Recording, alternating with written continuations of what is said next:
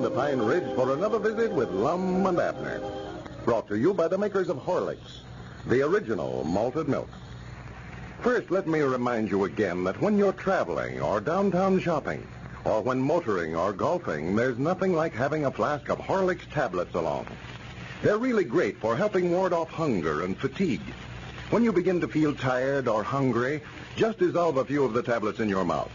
They'll nourish you while you work, keep you going at top speed when you aren't able to eat on time. When you're traveling, they often prevent sickness because they're so easily digested and nourishing enough to take the place of other food. Children love Horlicks tablets, too. They can easily carry a supply to school with them, and Horlicks won't spoil their appetites. They're too wholesome and quickly digested for that.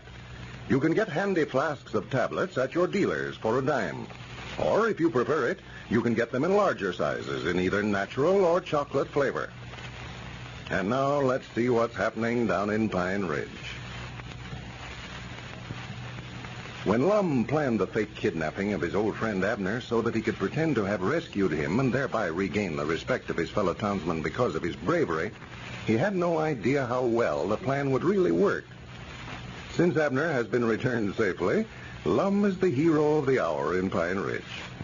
Even those who had turned against him because of his connection with the sale of fraudulent silver mining stock are now singing his praises. As we look in on his house today, we find Dick Huddleston has just dropped in to congratulate him on Abner's rescue. Listen.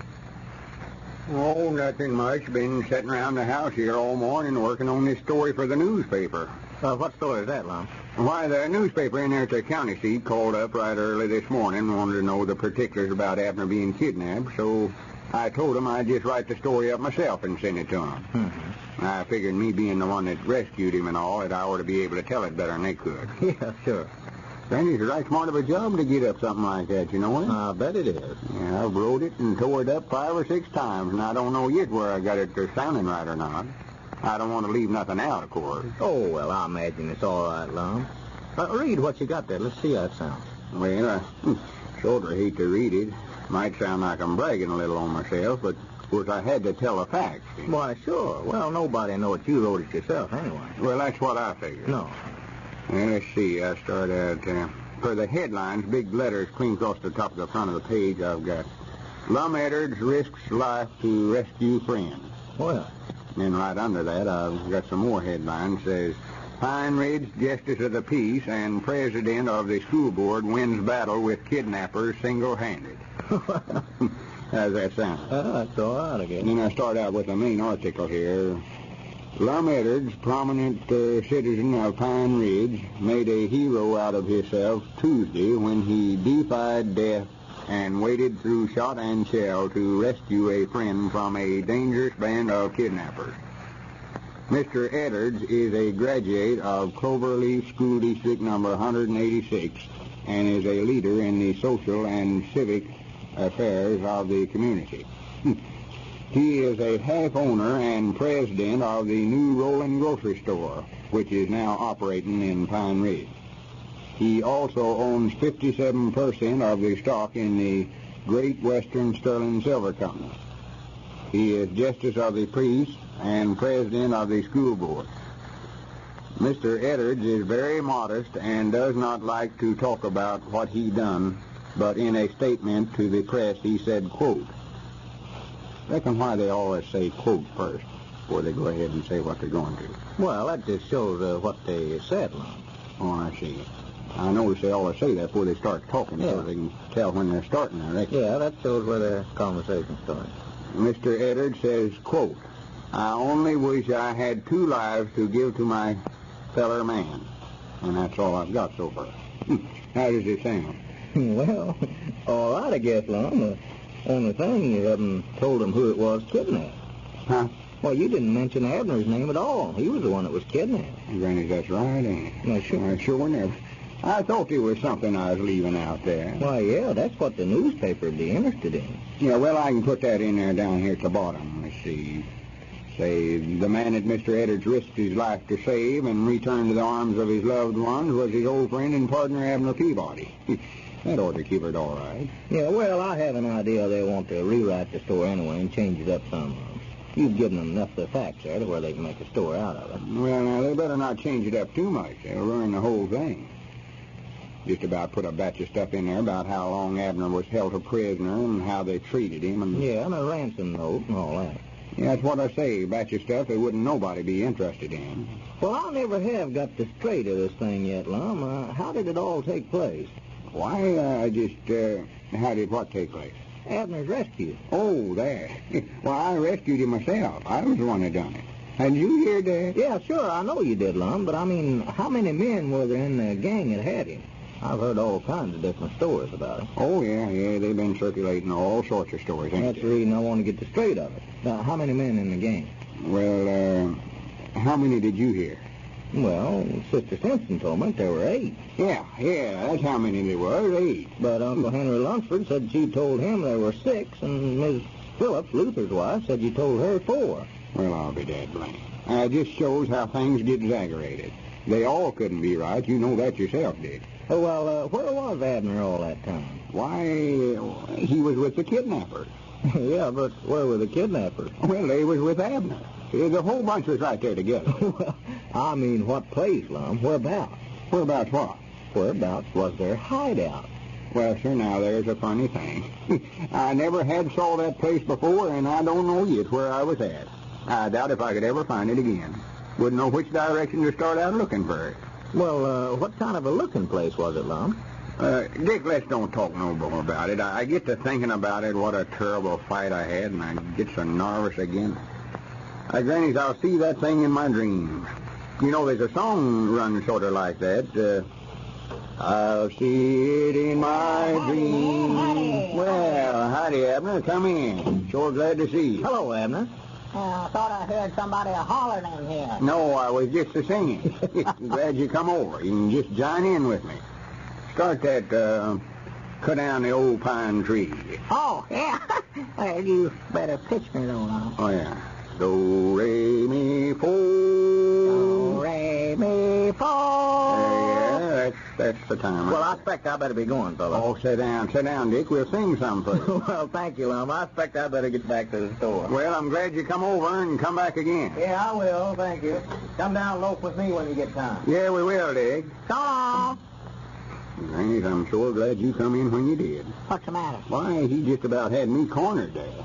Cornered? Yeah, got to pinning me down on this kidnapping. You mean him and you was fighting? No, asked me a batch of questions about the kidnapping. He's the inquisitiest fella I ever seen in my life. Don't know where the kidnappers had you hid all that time and all that stuff. I didn't know what to say. Why, I was right here at your place all the time, huh? Yeah, but I couldn't tell him that. Oh, yeah, that's right, sure. We've got to figure out some place away from here. You don't know any place out here in the mountains that might be a good place for him to hide you? Well, let's see now. We've got to decide on some place so that we can both tell the same story. Yeah, sure. How would that old sawmill set Levi Whitten used to have up there in Eagle Gap be? That'd be a good place. Nobody never goes up there. Yeah, that's the place. That's the spot right there. Recollect, from now on, you was hid at the old Levi Whitten sawmill, set there in Eagle Gap. Yeah. In the boiler room. In the boiler room, yeah. Now, why couldn't I have thought of that a while ago? I couldn't think of nothing. No. How come you never went over to the stockholders meeting this afternoon, Lum? What stockholders meeting? Why, they're having a meeting of the stockholders of a silver mine. I allowed you knowed about it. No, I've been right here on the place all morning. Never heard a word about it. Well, they called up over at the place and told Elizabeth that they was going to have a meeting at 2 o'clock, but I never went.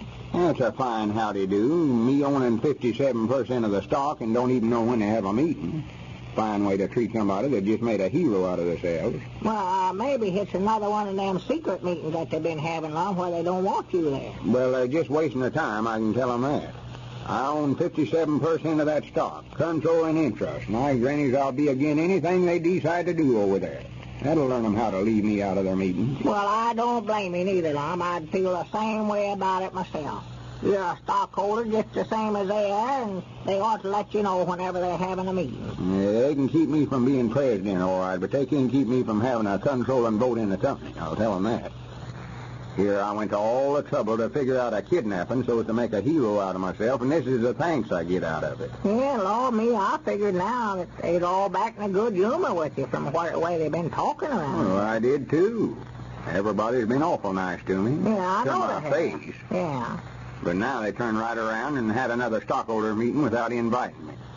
It just looks like a man ain't appreciated in his hometown. Well, I wouldn't stand for it a minute. I just wouldn't do it, Lum. Granny's, I ain't. I'd stand up for my rights. I'm going to start having my own stockholders meetings and running things to suit myself. Why, sure. Just leave them out for a while and see how they like it. I'll stand behind you. And doggone, I'll go to your meeting instead of that. That's what I'll do. Wait a minute. Somebody at the door. Oh. Come in. Well, howdy, Grandpap. Yeah, howdy, boys. Howdy. How you? Come on in, Grandpap. Did you go to the stockholders meeting? Yeah, that's what I come over here for, Lum. I was appointed a committee of one to read a resolute we passed over a while ago. To read what? A resolute. Well, what's a resolute? That's something they voted on and passed it a while ago. Oh. Well, you can just save your breath. I don't want to hear it. No, sir. Me and Lum is again anything that they done over at that meeting today. Well, I've got it here. I'm supposed to read it to you. Well, I told you I don't want to hear it, Grandpap. I own 57% of the stock in that silver mine, and I'm throwing every vote I've got again, whatever it is. Yes, sir. Now, just get on out of here, Grandpap, and leave Lum alone. He knows his rights. Well, all right, if that's the way you feel about it. I like you'd want to hear about it, Lum. The resolute was drawed up apologizing for the way they've been treating you around here and wanting to make you president and general manager of the company again. Wait a minute, Grandpap. Don't pay no attention to what Abner says here. And from here out, Abner, when I want somebody to leave my house, I'll tend to it myself. Sit down, Grandpap, old boy. Now, go ahead and read that resolute, or whatever it is. I allowed you know what I was joshing about being a guinea. You can always depend on me to stand right square behind the stockholders in anything they decided. Well, it looks like Lum is again to be entrusted with the management of that great silver mining project in which so many Pine Ridgers are interested. One thing more, ladies and gentlemen. Here's a suggestion for that weekend party you may be planning. Try serving Horlicks with some of your favorite sandwiches. You'll be surprised what an interesting change this makes. A change your guests will appreciate, too. They'll much prefer Horlicks to the usual tea or coffee because Horlicks is so delicious and refreshing.